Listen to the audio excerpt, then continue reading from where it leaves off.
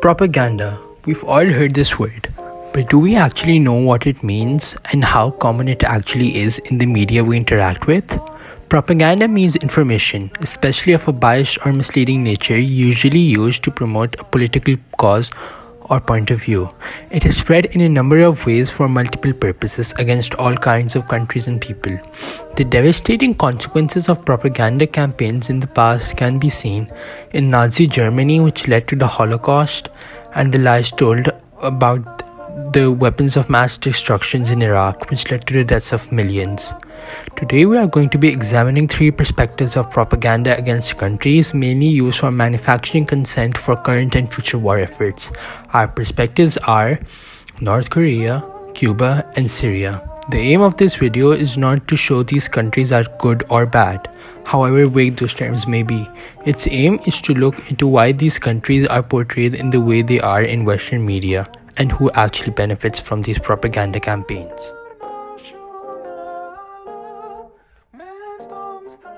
A major source of propaganda against North Korea is spread through the Western corporation media and the South Korean gossip magazines. Ridiculous stories such as how North Korean citizens can only get Kim Jong-un's haircut, while at the same time they can't get his haircut, and how jeans are banned in North Korea are some examples of negative propaganda. Many of these stories and articles aim to ridicule the DPRK and portraying it to be a dystopia. Corporate media magazines further trash talks North Korea by creating absurd stories that capture the interest of the world. Don't worry, this just gets worse, as the North Korean defectors and testimonies are proven to be fabricated nearly every time, since the more the media says, the more support they get. Also, these people even get financially rewarded by the South Korean agencies and are encouraged to spread this absurd information. Talk about paying people for spreading false information is exactly like paying criminals. This is hypocrisy and has to stop.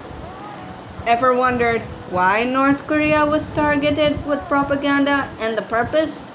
Firstly, it's to justify the sanctions preventing any sort of development from the DPRK under an alternative system against the Western world, leading to North Korea having some of the worst sanctions in the world, which prevents them to import their basic needs which are needed for survival. However, they do have a robust healthcare system, which happen to be praised by the WHO, who claims it is an envy of the developing world, which manages to keep its population relatively well fed and healthy considering the conditions that have been placed upon them. Another reason for the negative propaganda is that North Korea has the biggest mineral deposits valued in trillions. Of course, the US persuaded the world that they had to invade North Korea so they could get their hands on those minerals. Valid reason to invade a country? Sounds wrong. This leads to a bigger problem, triggering war. As majority Americans approve against the military action against North Korea, something that they had already done in 1950, killing 20% of the North Koreans, which is 1.2 million people. They dropped more bombs on North Korea during that invasion than they did in the Pacific theater of the whole World War II.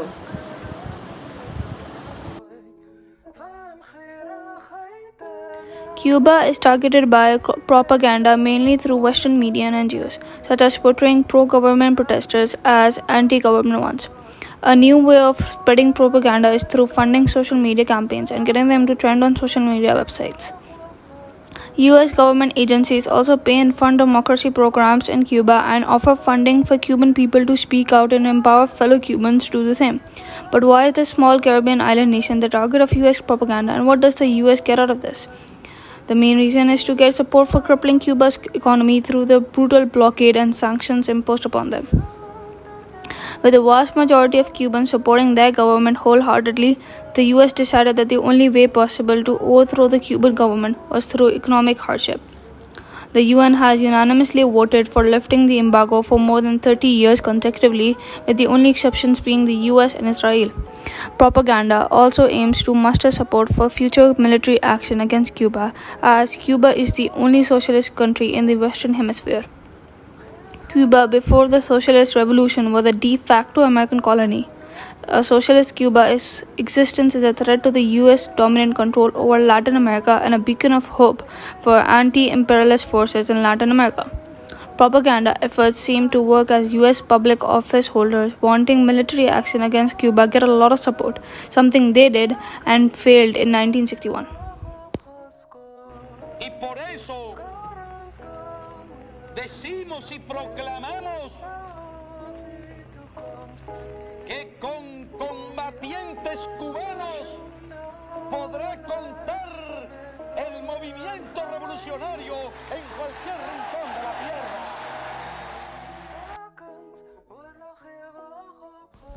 Propaganda targeting Syria is mainly spread through two ways. The first being Western governments funding and training terrorist opposition forces, while carefully crafting English and Arabic language media coverage of the war on Syria to churn out a constant stream of pro-opposition coverage, all from inside Syria. The second main way is to spread misinformation originating from outside Syria and accusing the Syrian government of committing war crimes, such as using chemical weapons against its own citizens, amongst many other propaganda talking points that were previously used against Iraq to justify the invasion. These incidents have been proven to be fake, and cover-ups by Western governments have been attempted and been exposed as well. But what has Syria done to endure the wrath of the West? Syria is targeted by propaganda for a number of reasons. One of the main reasons Syria is targeted is because of its foreign policy and its anti-imperialist and anti-Zionist stances. Syria has close relations with Iran, the Palestinian resistance, Hezbollah in Lebanon, and other countries that oppose the US. Syria has contributed the most to these resistance factions with material necessities for average people, such as gas and oil in Lebanon. These actions and alliances threaten Western and American interests in the region. Another reason for the propaganda against the Syrian government is, as is the case most of the time, the search for oil and natural resources. Syria had previously nationalized oil fields which accounted for 25% of their revenue, and since the civil war, the US occupation and its allies control most of the oil fields and extracts millions of dollars daily in oil wealth from Syria. Former US President Donald Trump even took pride in stealing Syria's resources and said, "We're keeping the oil."